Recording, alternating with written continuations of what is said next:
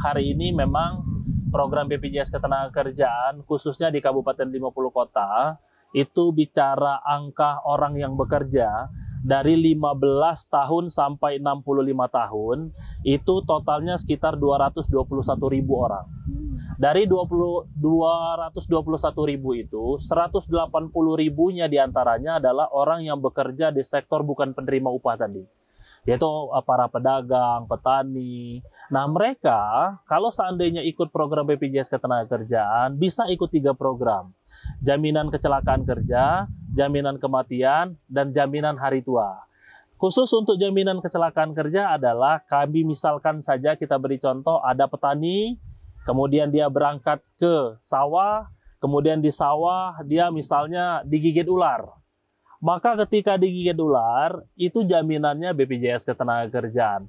Sampai dengan perawatan dengan sembuh, kemudian ketika mereka dirawat, mereka juga diberikan yang namanya STMB, sementara tidak mampu bekerja.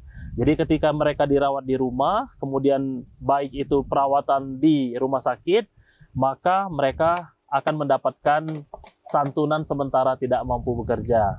Kemudian biaya pengobatan dan perawatannya unlimited. Semua sesuai dengan indikasi medis kita berikan. Gratis, tanpa mengeluarkan biaya. Kemudian mohon maaf kalau seandainya mereka terjadi meninggal dunia karena kecelakaan kerja dengan ketentuan yang berlaku, maka anaknya akan mendapatkan biaya pendidikan dari TK sampai dengan perguruan tinggi untuk 2 orang anak. Nah, itu jaminan kecelakaan kerja. Jaminan kematian yaitu jaminan di mana orang peserta kita mereka meninggal dunia biasa. Apapun penyebabnya, maka ahli warisnya akan mendapatkan 42 juta rupiah. Ditambah kalau kepesertaannya lebih dari 3 tahun, akan mendapatkan beasiswa anak juga, sama seperti yang kecelakaan, dari TK sampai perguruan tinggi. Dan yang terakhir adalah menabung. Jaminan hari tua. Para petani kita, para pedagang kita, para driver ojek kita, itu bisa menabung. Contohnya saja misalnya, saya 3 tahun lagi mau kurban. Nah ini tepat nih, tepat sekali lagi Idul Adha. Saya mau korban kambing nih, korban kambing berapa? Misalnya 2.500.000 misalnya.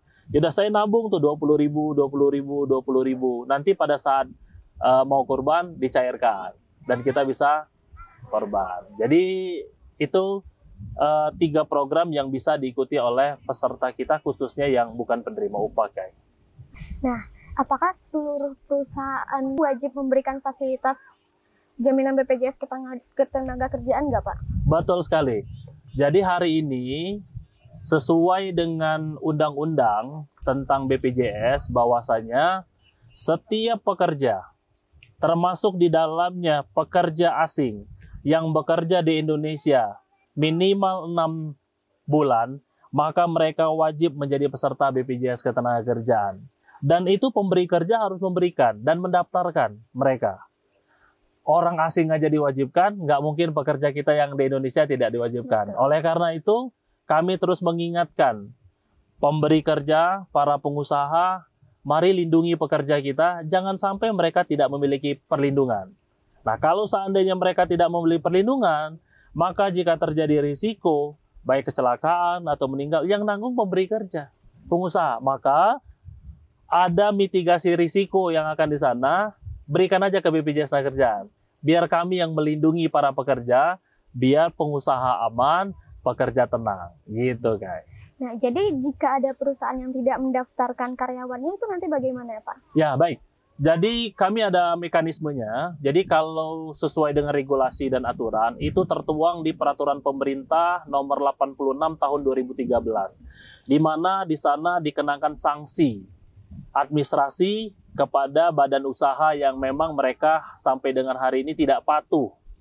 Nah, kami biasanya melakukan edukasi dulu. Biasanya kami memberikan surat, kemudian melakukan kunjungan. Kalau dia perusahaannya besar dan sebagainya, ada 2 instansi yang hari ini kami kerjasamakan. Pertama adalah pengawas ketenagakerjaan. Jadi kami beritahu ke mereka ada perusahaan yang tidak ikut. Yang kedua adalah kami meminta bantuan dari kejaksaan untuk melakukan mediasi melalui SKK. Artinya kami ingin melewat kejaksaan diinformasikan ini ada perusahaan Pak yang mereka wajib jadi peserta BPJS Ketenagakerjaan, tetapi mereka nggak mau memberikan perlindungan. Nah, artinya ini program wajib. Sebenarnya pemberi kerja tidak bisa untuk tidak mengikutkan, karena aturannya jelas, regulasinya jelas, dan kami sekali lagi mengajak sebenarnya, jangan sampai kena sanksi administrasi. Supaya apa? Supaya tadi, produktivitas meningkat, perusahaan tenang, pekerja kita nyaman, gitu kan? Betul sekali, Pak. Nah, kemudian nih Pak, apakah ASN juga boleh ikut sebagai peserta BPJS Ketenagakerjaan? Ya, jadi kami juga mengajak para pegawai negeri sipil, misalnya yang mereka sebenarnya kalau sehari-hari pekerjaan mereka kan sudah ada taspen. Nah, kami mengajak mereka di pekerjaan lainnya. Contohnya, kalau mereka itu Senin sampai Jumat mereka bekerja sebagai PNS, mungkin Sabtu Minggu mereka berkebun, berladang. Nah, nanti didaftarkan pekerjaannya bukan sebagai PNS, tapi sebagai petani. Atau di rumah dia berdagang, daftarkan sebagai pedagang. Jadi bisa dan sangat memungkinkan untuk jadi peserta BPJS Ketenagakerjaan, mau itu PNS, kemudian TNI, Polri, bisa jadi peserta BPJS Ketenagakerjaan. Nah, untuk nominal iurannya itu berapa, Pak? Baik, jadi kalau bicara nominal iuran, khususnya untuk sektor penerima upah, itu ada persentasenya. Persentasenya itu adalah jaminan kecelakaan kerja, jaminan kematian, itu sepenuhnya ditanggung oleh pemberi kerja. Nah, untuk jaminan hari tua, itu ada pembagiannya, 5,7%. 3,7% dari pemberi kerja, 2% dipotong dari gaji karyawan. Kemudian jaminan pensiun, itu 3%. 2% dari pemberi kerja, 1% dari tenaga kerja. Kalau untuk jaminan kehilangan pekerjaan free, gratis. Nah, itu untuk penerima upah. Kalau untuk bukan penerima upah, kita ngambil dasar upah terendah hari ini untuk 2 program, itu 16.800 dengan dasar upah 1 juta. Untuk 2 program, jaminan kecelakaan kerja dan jaminan kematian. Nah, untuk nambah program satu lagi yaitu jaminan hari tua, bisa nambah 20.000. Jadi total iurannya 36.800 per orang yang bekerja. Itu hitungannya per bulan? Per bulan, ya, betul, Pak? Per bulan.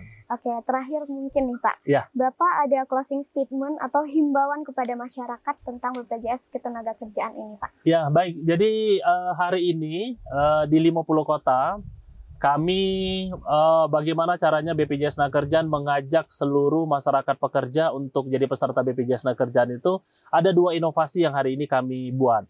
Yang pertama adalah program Sinar Senja. Apa itu program Sinar Senja? Sinergi Nagari Sejahterakan Pekerja. Kita tahu hari ini para petani itu kan banyaknya di nagari ya kayak. Jadi kalau mereka banyak di nagari, artinya ini para wali nagari, kemudian bamus ya yang ada di nagari, yuk diajak untuk jadi peserta BPJS Ketenagakerjaan. Makanya kami mengajak seluruh wali nagari, menghimbau nih dan mengajak nih seluruh wali nagari, yuk sosialisasikan program BPJS Ketenagakerjaan hanya dengan 16.800. Pekerja kita tenang, petani kita tenang, karena jangan sampai nanti para pekerja kita yang ada di negara itu BPJS Ketenagakerjaan itu hanya untuk mereka yang bekerja di perusahaan saja. Nah, tapi mereka yang petani, pedagang bisa ikut. Makanya kita buat programnya Sinar Senja. Kemudian program yang kedua ini baru di launching oleh Pak Bupati kemarin itu adalah Sakatoliko. Apa itu Sakatoliko? Sejahterakan pekerja kita 50 kota.